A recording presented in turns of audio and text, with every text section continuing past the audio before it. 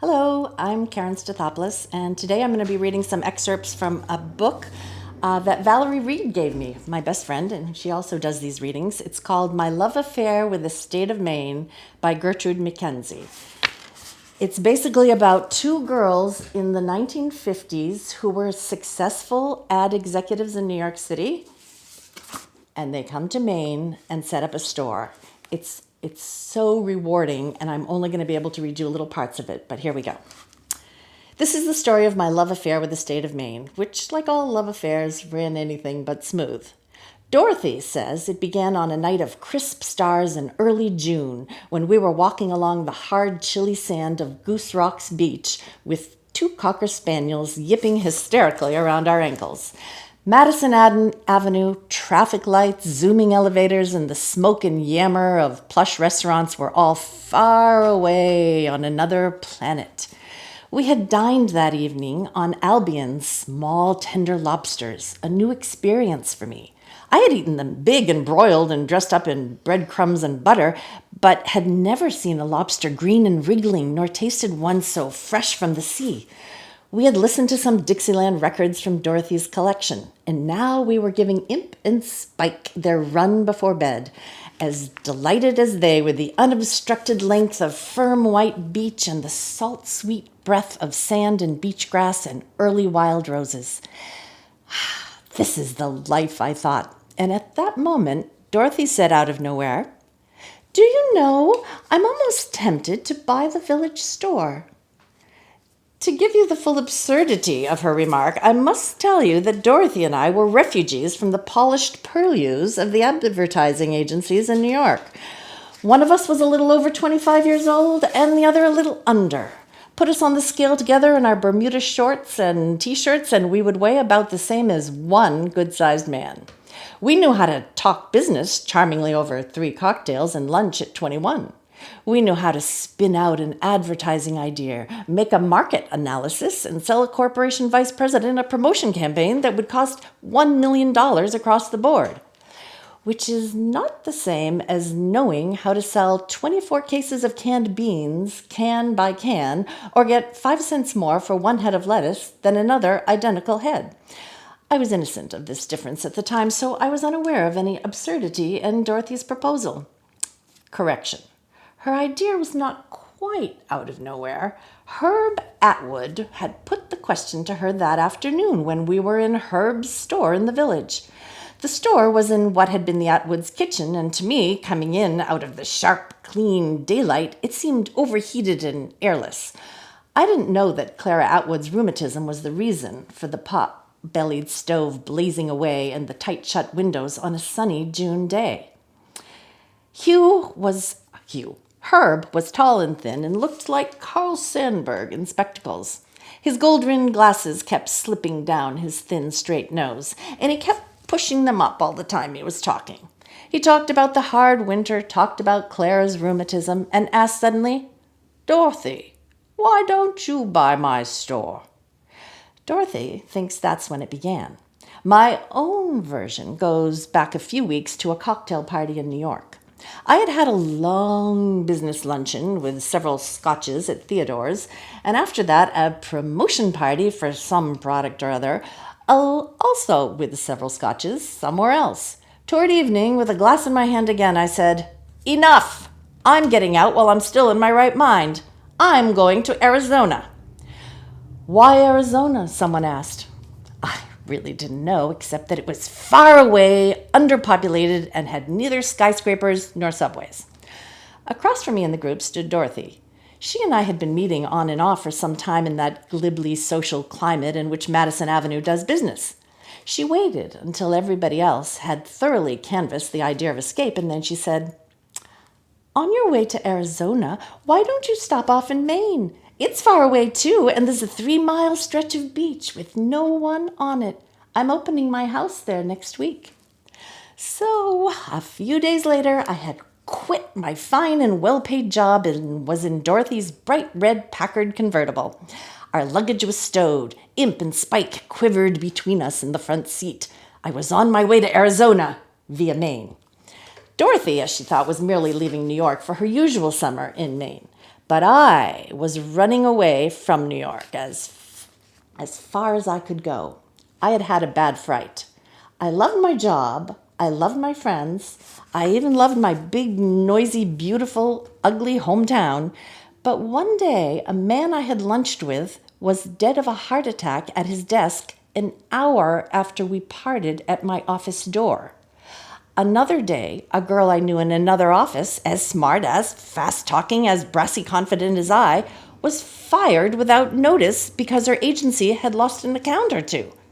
A terrifically successful woman executive I knew took an overdose of sleeping pills. A man who had skyrocketed to vice presidency from home went from his analyst's office and jumped or fell from his Park Avenue apartment. All this in less than a month. The smooth machinery ran on without even a momentary shudder. Typewriters tapped, though other fingers touched the keys. Telephones rang, and other hands reached for the receivers under the same highly polished conference tables. Other well-creased Brooks Brothers trousers and other nylon ankles rested. Those who were gone and not missed. The waters closed over them as though they had never been.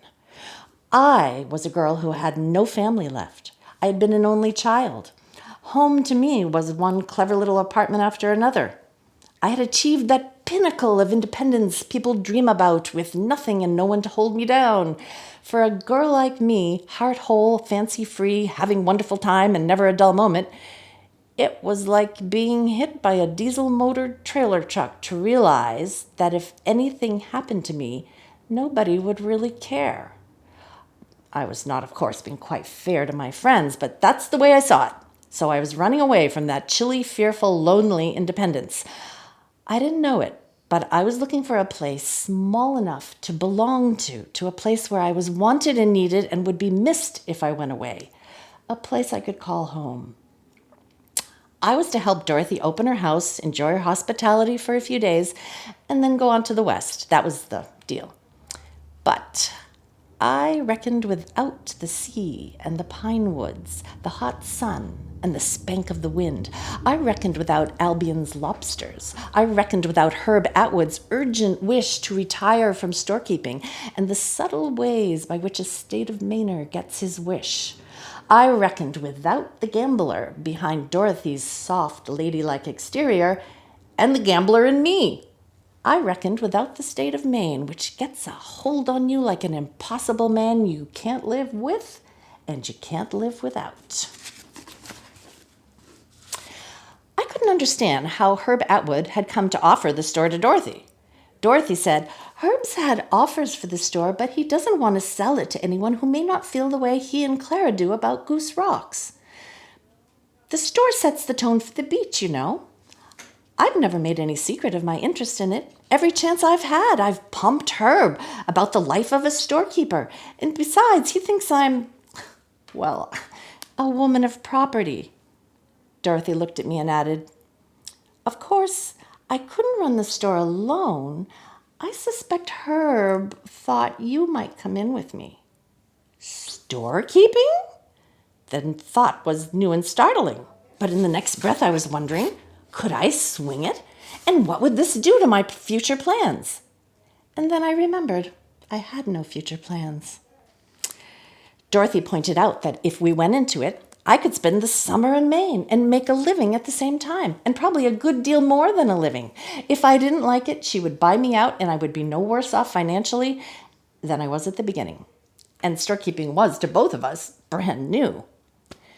That was the clincher. As we were climbing the stairs to our rooms a little before dawn, Dorothy asked defiantly, "Will you mind giving up Arizona?" And I realized that the thought of Arizona had not once entered my head since the day we arrived at Goose Rocks. Maine had me hook, line, and sinker. It took a week for Herb to make up his mind how much less he would take than what he had asked for the lawyers to agree on just what we were buying, and for the bank to decide on how much of a mortgage we and the property were good for.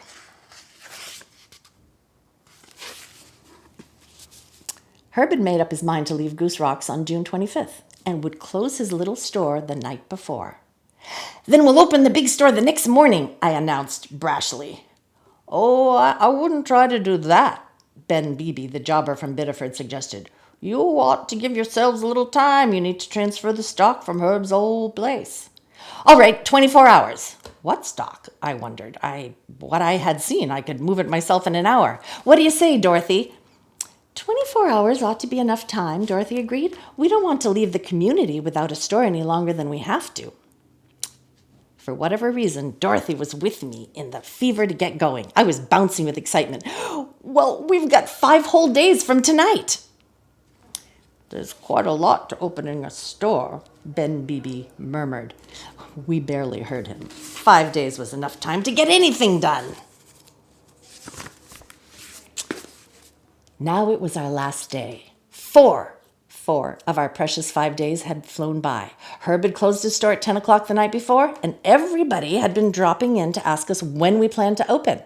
So the first thing we did that morning when we got to the store was to put a sign in the window, "Opening in 24 hours."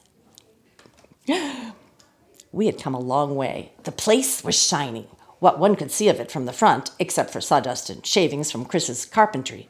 The refrigerator room and deep freezes were down to the proper temperature. Will had the machinery humming. The plumbing had shown its evil nature, and Andrew Austin had fixed it. There was ice in the ice room. You kept meats and dairies and cheeses in the electric refrigerator room, but you liked to keep fruits and vegetables where there was ice. The stock rooms were filling up. The small one had maybe 20 cases of Coca-Cola and 50 of soda pop. Eventually, we kept 27 different flavors and tobaccos, candies, and other small stuff. The big one was stacked helter-skelter with cases and tins of crackers, cereals, and packaged goods I never dreamed existed. What wouldn't fit in the stockrooms was beginning to collect in the middle of the store on our beautiful floor, painted like a deck in battleship gray.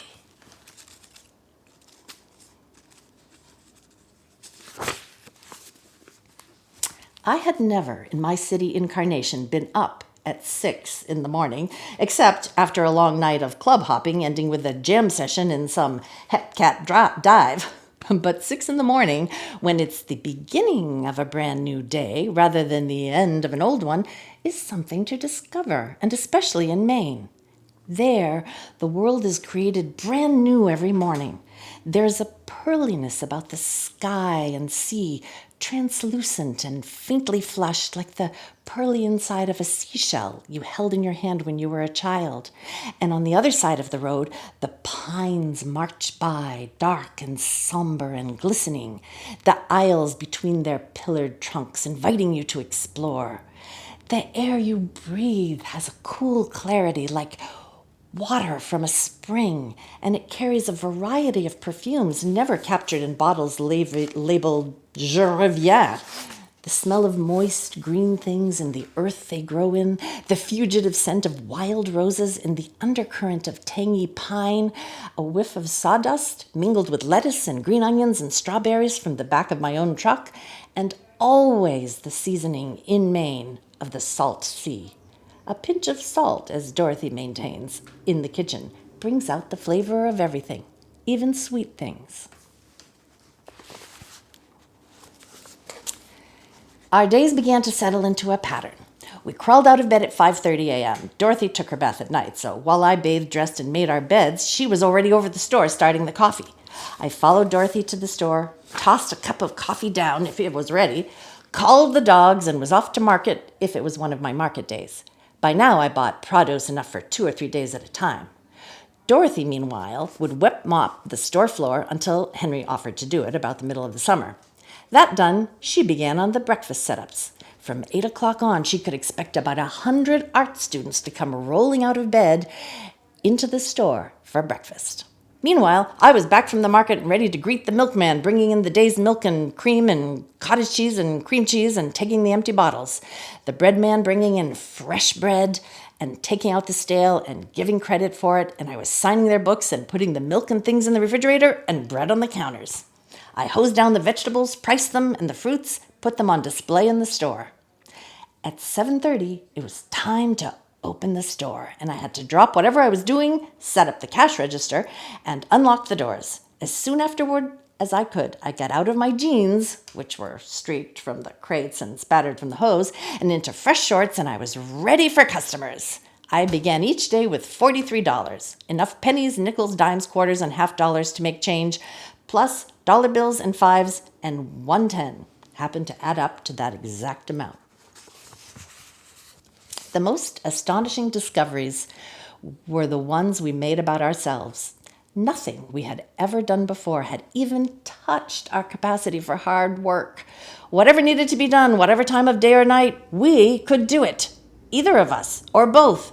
And if it was really hard, we made it easier by doing it together. I've heard people talk about how their feet hurt. I never say a word, because only a storekeeper knows how feet can hurt. You walk from the counter to the shelves and back, to the bins and back, to the deep freeze, the refrigerator and back. And then the customer remembers she needs eggs too, and you go to the refrigerator again and back. Sometimes Dorothy and I were sure we had walked 50 miles in the course of the day. We started at 6 in the morning, and when the store closed at 11 at night, we had an hour or more of work yet to do. It was the heels of our feet that really hurt, no matter what shoes we wore, flats with cushioned soft bottoms, rubber heels, or whatever. All the thousands of tap, tap, taps we made all day were stored up in our heels to rebuke us at night. Some nights, after we'd cleaned up and locked up, we walked out of the store with our loafers in our hands, across the road, across the beach, right into the water, and just stood there. But it was odd how our spirits were always ready to revive, even while the cold Maine water lapped around our feet, mercifully numbing them. One of us observed that it was a marvelous night,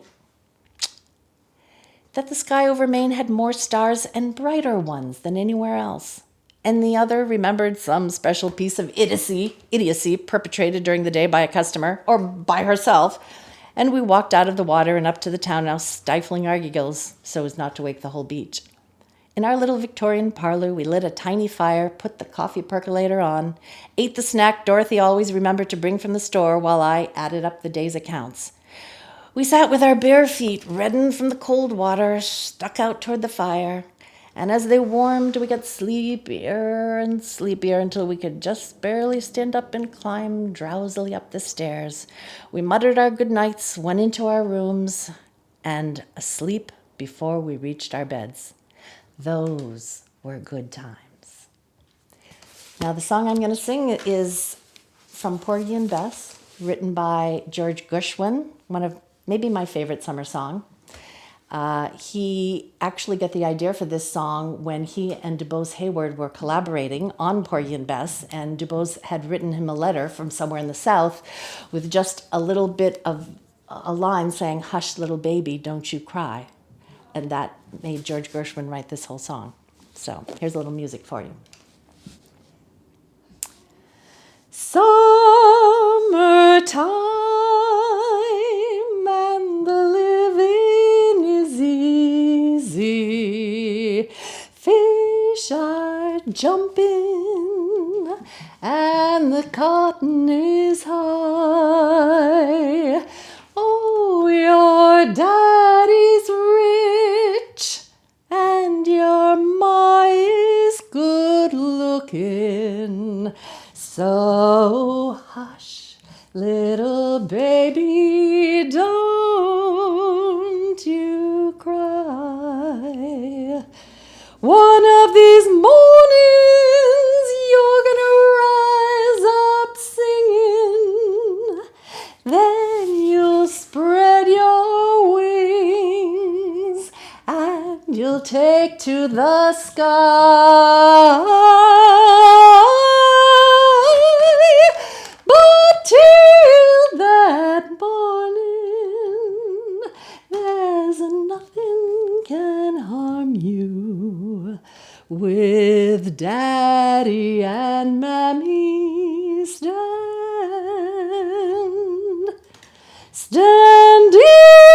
by. It's summertime. Thank you.